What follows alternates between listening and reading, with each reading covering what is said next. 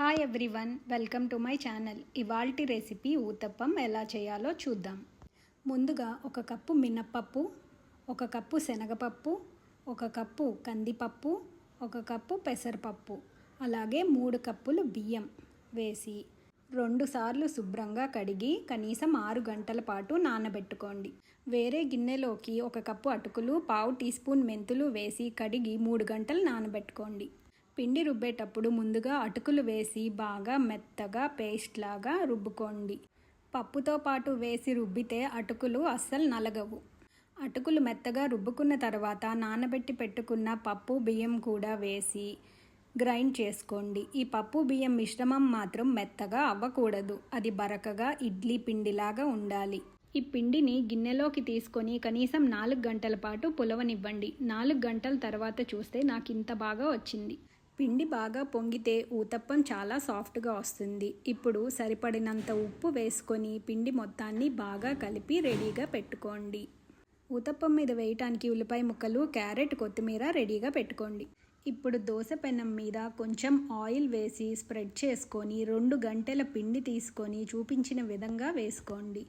అది మరీ దోశలాగా పల్చుగా కాకుండా కొంచెం మందంగా వేసుకొని మనం కట్ చేసి పెట్టుకున్న క్యారెట్ తురుము, ఉల్లిపాయ ముక్కలు, కొత్తిమీర వేసి బాగా గార్నిష్ చేసుకొని ఊతప్పంని 2 పక్కల కనీసం 3 నిమిషాల పాటు ఉడకనివ్వండి. పప్పులు కదా, తొందరగా ఉడకవు, అందుకని అటు ఇటు బాగా ఎర్రగా కాల్చుకొని మంచిగా ఉడికిన తర్వాత పల్లీ చట్నీతో సర్వ్ చేసుకోండి.